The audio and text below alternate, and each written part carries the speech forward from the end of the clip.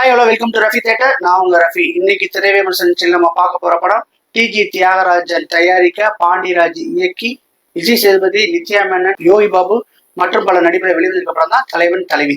இந்த படத்தோட கதையை பத்தி பார்க்கணும்னா, நித்யா மேனனை காமிக்கிறாங்க. அவங்க பாத்தீங்கன்னா ஒரு கை குழந்தை இருக்குது. கை குழந்தைக்கு வந்து மொட்டை போடுறதுக்காண்டி ஒரு குலதெய்வ கோயிலுக்கு வர்றாங்க. அந்த கோயிலுக்கு வரும்போது பாத்தீங்கன்னா இந்த நியூஸ் வந்து பாத்தீங்கன்னா விஜய் சேதுபதிக்கு போயிருது. ஏற்கனவே ரெண்டு பேர் சேர்ந்து 3 மாசமா பிரிஞ்சிருக்காங்க. எப்படா என் பிள்ளைக்கு மொட்டை அடிக்க அவங்க யாரான்னு சொல்லிட்டு இவர் வர்றது தெரிஞ்சவங்க பாத்தீங்கன்னா நித்யா மேனோட அண்ணன் ஆர்கே சுரேஷுக்கு கால் பண்றாங்க. அவர் பார்த்தா அவர் போஸ்டியோட வர்றாங்க. இதெல்லாம் பார்த்தவொன்னா பாத்தீங்கன்னா அந்த கோயில்ல வந்து இருக்கிறவங்க எல்லாம் ஏதோ இது நடக்க வந்துட்டு போலீஸ்க்கு ஃபோன் பண்ணிட்டாங்க. இந்த மாதிரி சூழ்நிலை வந்து பாத்தீங்கன்னா வந்து இறங்கிறாரு. என் பிள்ளைக்கு மொட்டை போடுறதுக்கு நீங்க யாருன்னு சொல்லிட்டு பயங்கரமா தகராறு நடக்குது. தகராறு பாத்தீங்கன்னா அப்படியே முத்தி போயிட்டே இருக்குது. இந்த குழந்தைக்கு வந்து கடைசியில மொட்டை போட்டாங்களா போடலையா, இதுதாங்க இந்த படத்தோட கதை. படத்தோட கதையை பார்க்கும்போதே தெரியுது. இது வந்து பாத்தீங்கன்னா ஒரு ஃபேமிலி என்டர்டெய்னரா சொல்லலாம். நம்ம படத்தை வந்து பாத்தீங்கன்னா ஆரம்பத்திலேயே வந்து பாத்தீங்கன்னா அந்த குலதெய்வம் கோயிலுக்கு மொட்டை போட வர்றாங்க. அப்போ வந்து விஜய் சேதுபதி தெரிஞ்சு அவர் வர்றாரு. வந்தவொன்னு பயங்கர பிரச்சனை நடக்குது. பிரச்சனை நடக்கும் போது அந்த பஞ்சாயத்து வந்து பண்றதுக்கு பஞ்சாயத்துக்காரங்க வர்றாங்க. சித்ரா லட்சுமணன் தலைமையில வந்து வர்றாங்க. சித்ரா லட்சுமணன் கேட்கறாங்க, இவங்க 2 பேரும் எப்படா சண்டை வந்து கேட்கறாங்க. ஒரு 1/2 மணி நேரம் சண்டையை பத்தி காமிக்கிறாங்க. இவங்க 2 பேரும் எப்படி லவ் பண்றாங்கன்னு சொல்றாங்க. மறுபடியும் அதுக்கு ஒரு பிளாஷ்பேக். இவருக்கும் நிச்சயமானோட அண்ணனுக்கு என்னடா பிரச்சனை கேட்கிறேன். அது ஒரு 10 நிமிஷம் காமிக்கிறேன். இப்படிமா துண்டா வந்து பாத்தீங்கன்னா நடக்குது. படம் ஃபுல்லா பாத்தீங்கன்னா கோயில்ல வந்து நடக்கிற பிரச்சனைகளை வந்து பேஸ் பண்ணி அவங்க வந்து பாயிண்ட் ஆஃப் வியூலயே அந்த கதையை நடத்தி போறாங்க. இப்படி போகும்போது பாத்தீங்கன்னா ஒரு கட்டத்துல வந்து இப்ப வந்து கோயிலுக்கு போவாங்களே அப்படின்னு சொன்னோம்னா கோயிலுக்கு போறாங்க. கோயிலுக்கு போனோம்னா இப்ப அவன் அண்ணனோட இதுக்கு சண்டை வந்து கேட்பாங்களே அப்படின்னா அதே மாதிரி கேட்கறாங்க. கேட்டவன பார்த்தா அண்ணனுக்கு என்னைக்கு பிரச்சனைன்னு சொல்லிட்டு என்ன பிரச்சனை காமிக்கிறாங்க. கடைசி வரை என்ன பிரச்சனை காமிக்கவே பண்றாங்க அண்ணனுக்கும் அந்த மச்சானுக்கும். இந்த மாதிரியே படம் வந்து போயிட்டே இருக்குது. ஒரு கட்டத்துல வந்து பாத்தீங்கன்னா என்னடா இது பாண்டியராஜ் சார் படத்திலேயே வேற பாண்டியராஜ் சார் படமா இது, இல்ல அவர் தான் டைரக்ட் பண்ணாரா, அந்த மாதிரி ஆயிப்போச்சு. எதுக்கு காரணமா சொல்றேன்னு கேட்டீங்கன்னா, கடைக்குட்டி சிங்கம், நம்ம வீட்டு பிள்ளை, இந்த மாதிரி படங்கள்லாம் பாத்தீங்கன்னா பாண்டியராஜ் சார் பண்ற படத்துல வந்து பாத்தீங்கன்னா பயங்கர எமோஷன் கனெக்ட் ஆகி நம்ம கண்ணுலாம் குளமாயிட்டு வெளியே வருவோம். அது வந்து இந்த படத்தை இருந்துச்சான்னு கேட்டா கண்டிப்பா சொல்றேன், பயங்கர மிஸ்ஸிங் தான் நம்ம சொல்ல முடியும். இந்த படத்தின் நாயகன் வந்து பாத்தீங்கன்னா விஜய் சேதுபதி. அவரை பத்தி சொல்லி ஆகணும். சும்மாவே நடிப்பை தீனி போடுவாரு, யதார்த்தமா நடிப்பாரு, அந்த மாதிரி ஆள். ஆனா இந்த படத்துல யதார்த்தத்தையும் மீறி நடிக்கிறாரு.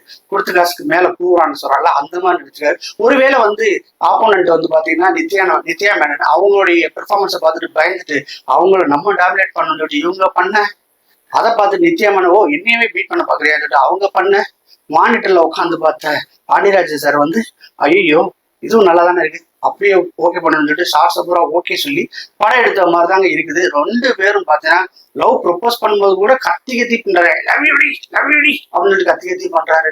சாப்பிடும் போது பார்த்தாலும் கத்துறாரு. எமோஷனான சீன் எதுவுமே இல்லை. பாத்தீங்கன்னா சண்டைக்கும் கத்துறாரு, சமாதானத்துக்கும் கத்துறாரு. எல்லாத்துக்கும் கத்தி ஒரு கட்டத்துல வந்து இப்படிலாம் வந்து ஒரு குடும்ப தலைவன் இருப்பானா அந்த அளவுக்கு ஆகி போச்சு. அந்த அளவுக்கு பயங்கரமா கத்துறாப்புல. இதையும் தாண்டி நித்யா மேனன் பாத்தீங்கன்னா இவனை சொல்லிட்டு அவங்க பார்த்தா அவங்களுமே சாதாரணமா பேசணும், அமைதியா பேசு அப்படிங்கிறத கூட சத்தமா தான் சொல்றாங்க. அந்த மாதிரி அவங்களும் பண்ணி கடைசியில 2 பேருமே பண்ணது என்ன தெரியுமா, ஓவர் டூ ஆயிடுச்சோன்னு சொல்லிட்டு தோணுது. அந்த அளவுக்கு நம்மளுக்கு தலைவலி வர்ற அளவுக்கு போயிடுச்சு. ஃபர்ஸ்ட் ஹாஃப் என்னடா இது இப்படி போயிடுச்சு சொல்லும்போது இன்டர்வல்ல வந்து முடிவு பண்ணியாச்சு. இந்த படம் எந்த அளவுக்கு கிளைமாக்ஸ் பண்றாங்களோ அதை பொறுத்தது இந்த படத்தோடைய வெற்றியும் தோல்வியும் நிர்ணயிக்க போகுதுங்கிறது நல்லாவே தெரிஞ்சு போச்சு. இன்டர்வல் பின்னாடி பார்த்தா கதை நகருது. கதையும் பாத்தீங்கன்னா அதே மாதிரி இன்டர்வல் என்ன பண்ணாங்களோ அதே தான் பண்ணிக்கிட்டு இருக்காங்க. அங்க பாத்தீங்கன்னா ஆளுக பூரா திரண்டு வர்றாங்க. சண்டை நடக்கல. சண்டை நடக்கிறதுக்கு முன்னாடியே அவங்க எல்லாம் திரண்டு வர்றது அப்படியே காமிச்சு போயிட்டு இருக்காங்க. கடைசியில வந்து பாத்தீங்கன்னா கிளைமாக்ஸ் வந்து பாத்தீங்கன்னா ரொம்ப ஒரு நல்ல கிளைமாக்ஸ் சொல்ல முடியும். அதனாலதான் இந்த படம் வந்து பாத்தீங்கன்னா பெரிய வெற்றி படம் இல்லாம பெரிய தோல்வி படம் இல்லாம என்ன பொறுத்தவரை ஒரு ஆவரேஜான படமா போயிடுச்சுன்னு தான் சொல்ல முடியும். இந்த படத்துல வந்து பாத்தீங்கன்னா நித்யா மேனன், விஜய் சேதுபதி தாண்டி மற்ற கேரக்டர் எல்லாமே அற்புதமா கலக்கி இருக்காங்க. இங்க என்ன சொல்ல வர்றாங்கன்னு கேட்டீங்கன்னா, குடும்பம் வந்து பிரியறதுக்கு காரணம் யாருன்னு கேட்டீங்கன்னா புருஷனோ பொண்டாட்டி இல்லை. அவங்க 2 பேரும் ரொம்ப பாசமா அந்யோன்யமா ரொம்ப நெருக்கமா தான் இருக்காங்க. ஆனா சுற்றி உள்ளவர்கள், அதாவது மாப்பிள்ளைன்னா மாப்பிள்ளைய அப்பா அம்மா, பொண்ணுன்னா பொண்ணோட அப்பா அம்மா, மாப்பிள்ளைன்னா மாப்பிளோட அப்பா அம்மா தாண்டி மாப்பிளுடைய தங்கச்சி, அதாவது நாத்துனா. இந்த நாத்தனா குடும்பம், மாமியார் குடும்பம், மாமனார் குடும்பம், இதை பேஸ் பண்ணியே படம் ஃபுல்லா போயிட்டு இருந்தோம்னா ஒரு கட்டத்துல என்னடா இது இந்த மாதிரி போயிட்டு இருக்குதுன்னு சொல்லிட்டு ஆயிப்போச்சு. நீயா நானாவது ஒரு எபிசோட் போச்சு. டைவர்ஸ் ஆன பெண்கள் ஒரு பக்கம், டைவர்ஸ் ஆன ஆண்கள் ஒரு பக்கம் இன்னொரு எபிசோட் பண்ணாங்க. அதுல வந்து ஒரு லேடி பேசினாங்க, நான் இந்த மாதிரி வந்து எங்க மனசு தாபம் வந்துச்சு, நாங்க பேசலாம்னு பார்க்கும்போது குடும்பத்துல அவன் வீட்டுக்கு நீ போகாதாரி, அவன் வந்து அவன் இல்லாமே நான் வந்து உன்னை பெருசா வாழ வைக்கிறேன் எங்க அண்ணா சொன்னாரு. எங்க அம்மா சொன்னாங்க, நீ அவனை விட்டுட்டு வந்துடு, மத்தெல்லாம் நம்ம பார்த்துக்கலாம் சொன்னாங்க. இவங்களை நம்பி நான் டைவர்ஸ் பண்ணிட்டேன். என் டைவர்ஸ் ஆகி 7 வருஷம் ஆச்சு. ஆனா இப்ப யோசனை பண்ணி பார்த்தா என்னை வாடா வாடான்னு சொன்னாங்கல்ல, அவங்களாம் யாருமே இல்லை. நான் ஒத்தையில உட்காந்து கஷ்டப்பட்டு இருக்கேன். இப்ப என் புருஷன் நினைச்சு பாக்குறேன், நம்ம வாழ்க்கையில பெரிய தப்பு பண்ணிட்டோம், ஒருவேளை நம்ம டைவர்ஸ் பண்ணாம இருந்துக்கலாமோ அப்படின்னு யோசிக்கிறத சொல்லும் போது நம்ம அரங்கமே வந்து பாத்தீங்கன்னா ஒரு மாதிரி எமோஷன் ஆயிடுச்சு. அவங்க சொன்னது அடுத்த வார்த்தை வந்து கோபிநாத் கேட்கிறாரு, நீங்க ஏன் மறுபடியும் புருஷன் கால் பண்ணி பேசக்கூடாதுன்னா அவருக்கு வேற கல்யாணம் ஆயிடுச்சு சார் சொல்லும் போது பாத்தீங்கன்னா மனசெல்லாம் இறுக்கமாயிடும். அந்த ஒரு பாயிண்ட தான் இவர் எடுத்துட்டு வந்து இந்த படத்துல பண்ணியிருக்காரு. நீயா நான் வந்து பாத்தீங்கன்னா வாய்ஸ்லயே சொல்லுவாங்க இல்லையா, அவங்க பேசுறதே வந்து எபிசோடா பண்ணிருப்பாங்க. இவங்க பேசாம அதை ஸ்கிரீன்ல வந்து விஷுவலா காமிச்சிருக்காங்கன்னு நம்ம சொல்ல முடியும். ஒட்டுமொத்தமா பாத்தீங்கன்னா இது வந்து பாத்தீங்கன்னா 2K கிட்ஸ்க்கு கனெக்ட் ஆகிற மாதிரி சில சீரீஸ் எல்லாம் வச்சாங்கன்னு கேட்டா கண்டிப்பா இல்லைன்னு சொல்ல முடியும். ஏன்னா கடைக்குட்டி சிங்கத்துலாம் பாத்தீங்கன்னா சாயிஷா, அந்த கார்த்தியோடைய அக்கா பொண்ண ஒரு 4-5 பொண்ணுங்க இதெல்லாம் போட்டு கலர்ஃபுல்லா ஒரு காமெடியா ஒரு மாதிரியா பண்ணியிருப்பாங்க இளவரசர் சார். நிறைய வட்டெல்லாமே இருக்குல்ல, அந்த மாதிரி நல்லா பண்ணிப்பாங்க. ஆனா இதுல வந்து பாத்தீங்கன்னா 2K கிட்ஸ் பிடிக்கலையோ நான் ஃபேமிலி ஓரியன்டா தான் எடுக்க போறேன், ஃபேமிலியோட வந்து பார்க்கட்டும், குடும்பத்தோட பார்க்கட்டும் பண்ற அளவுக்கு பண்ணிச்சு. இருந்தாலும் இந்த டைவர்ஸ்க்கான காரணங்கள் இதெல்லாம் பார்க்கும்போது ஒட்டவே இல்லைன்னு சொல்லி ஏன் நான் அப்படி சொல்றேன்னு கேட்டா, இந்த காலத்துல அந்த மாதிரி குடும்பங்கள்லாம் கிடையாது. ஒரு கட்டத்துல என்ன தெரியுமா சொல்லுவாங்க, பொண்ணோட அப்பா அம்மாவே சொல்லுவாங்க, என் பொண்ணோட வாழ்க்கை தான் முக்கியம், என் பொண்ணோட வாழ்க்கை தான் முக்கியம், பிரிஞ்சுலாம் வாழக்கூடாது, மாப்பிள்ளை நல்ல மாப்பிள்ளை தான், அதனால என்ன செய்யலாம் தனி கொடுத்துலாம் வச்சிடலாம்னு சொல்லிட்டு காம்ப்ரமைஸ் ஆளுகள் வச்சு பேசுவாங்க. அதே மாதிரியே மாப்பிள்ளை ஒண்ணு என்ன செய்வான், மாப்பிள்ளை வீட்டுக்காரவங்க என்ன செய்வாங்க கேட்டீங்கன்னா, புருஷனா ஐயோ நம்ம புள்ள வாழ்க்கை தான் முக்கியம், அவங்கள 2 பேரையும் சேர்த்து வச்சிருவாங்க, நம்ம இல்லாட்டாலும் பரவாயில்ல, நீ வேணா அவன் வந்து இல்லம்மா நான் போக மாட்டேங்கன்னு சொன்னா கூட டேய் இருடா உனக்கு பின்னாடி பெரிய வாழ்க்கையே இருக்கு, நாங்கெல்லாம் வந்து பார்த்துட்டு போறோம்னு சொல்லிட்டு அவங்க என்ன சொல்லுவாங்க, 2 பேரும் சேர்ந்து தனி கொடுத்துருந்து வச்சது அவங்க புரியா இருக்குன்னா தனி கொடுத்துன்னு வச்சுட்டாவே ஓரளவு ப்ராப்ளம் சால்வ் ஆயிரும். இந்த மாதிரி அடுத்தவங்க பிரச்சனை. ஆனா இதுல வந்து தனி கொடுத்துன்னு வைக்கிற நோக்கமே கிடையாது, டைரக்டருக்கும் கிடையாது, பொண்ணோட அப்பா அம்மாவுக்கும் கிடையாது, மாப்பிள்ளை முழுக்க பிரிக்கணும் தான் பண்ணாங்க.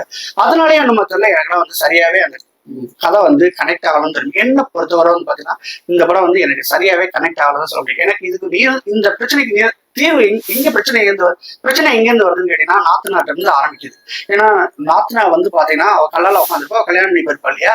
சோ அவ திருப்பி வரும்போது பார்த்தா கல்லால வந்து கல்லானா நான் கேஸ் ஒரு ஹோட்டல் வச்சு நடத்துறாங்க. அந்த கேஸ்ல வந்து பாத்தீங்கன்னா நித்யமேனன் உட்காந்தது பிடிக்கல, அவ லைட்டா எந்திரிச்சோட இவ போய் உட்காந்துக்கிறான், உட்காந்து இவ எந்திரிக்க மாட்டான்.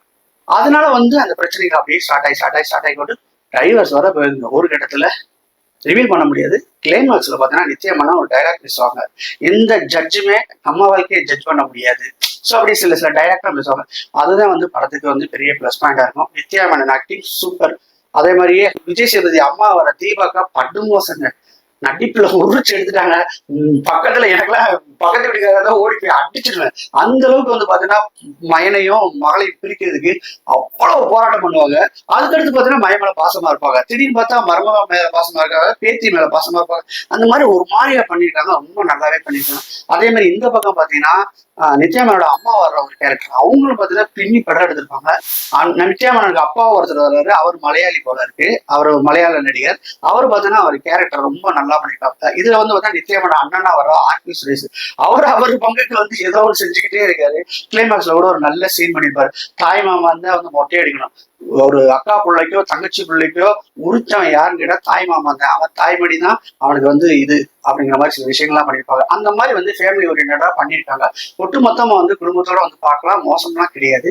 இது வந்து பாத்தீங்கன்னா என்னுடைய பாயிண்ட் ஆஃப் வியூவை சொல்லிட்டேன். படம் பார்க்காதுங்கிறது உங்க விருப்பம். சொல்ல மறந்த ஒருத்தர் வந்து பாத்தீங்கன்னா யோகி பாபு. இந்த படத்துல தாங்க ரொம்ப படத்துக்கு அப்புறம் வந்து இந்த படத்துல காமெடி நல்லாவே பண்ணியிருக்காரு. காமெடி வந்து தனியா ட்ராக்ல போயெல்லாம் பண்ணல. இவங்க பஞ்சாயத்து நடக்கும்போது பாத்தீங்கன்னா பைக்ல உட்காந்துக்கிட்டு இந்த கவுண்டர் கொடுக்குற கேரக்டர் தான் அவரும் நல்லா பண்ணிருக்காப்புல. சின்ன கேரக்டர் வந்து பாபா பாஸ்கர் வர்றாரு, அவர் ரோல பண்றாருல. சென்ட்ராயன் பாத்தீங்கன்னா முடிவெற்ற இறங்குற அந்த சிகை அலங்காரம் அவரா வர்றாரு. சோ அவருமே வந்து பாத்தீங்கன்னா அவருடைய ரோலை வந்து நல்லாவே பண்றாரு. ஒட்டு மொத்தமா அது என்ன சொல்றது, நடிகர்கள் துணை நடிகர்கள் எல்லாருமே வந்து இந்த படத்துல நல்லா நடிச்சாங்க. பாண்டியராஜ் படம் இல்லையா, சோ அதனால அந்த குடும்பத்தோட பார்க்கலாம். பாண்டியராஜ் சார் ஒரு இன்டர்வியூல சொல்லும் போது இந்த மாதிரி படங்களை ஜெயிச்சா நான் இன்னும் குடும்பமான படம்லாம் எடுப்பேன்னு நினைச்சேன். இந்த படத்தை வச்சுட்டே நம்ம வந்து ஃபுல்லா படம் எப்படி ஜட்ஜ்மெண்ட் பண்ண முடியாது. அவர் வந்து திறமையான டைரக்டர்ன்றது அவன் எல்லாருக்குமே தெரியும். அதனால வந்து பாத்தீங்கன்னா இந்த படத்தை வச்சுட்டு இனிமேல் குடும்ப படங்களா எடுக்காதீங்க சார் அப்படிலாம் சொல்ல முடியாது. அவர் வழியே நல்லாவே செய்வார். ஆனாலும் பாத்தீங்கன்னா அவருடைய எமோஷன்ஸ் எல்லாம் இங்க மிஸ் ஆனது வந்து படத்துக்கு இது. படம் வந்து பாத்தீங்கன்னா இதுதான் வந்து இந்த படத்துடைய விமர்சனமா நான் சொல்றேன். இந்த விமர்சனத்துக்கு பிறகு நீங்க படம் பார்க்காதும் உங்களுடைய இஷ்டத்துக்கு நான் விட்டுறேன். இந்த படத்துக்கு என்னுடைய மார்க் பாத்தீங்கன்னா 10க்கு 6.6 கொடுப்பேன். மீண்டும் அடுத்த விமர்சனம் சந்திக்கிறேன். அதுவரை பாய். இந்த வீடியோ பிடிச்சிருந்துச்சுன்னா லைக் பண்ணுங்க, ஷேர் பண்ணுங்க, கமெண்ட் பண்ணுங்க. ரஃபி தியேட்டரை மறக்காம சப்ஸ்கிரைப் பண்ணிருங்க, பெல் பட்டனை கிளிக் பண்ணிருங்க.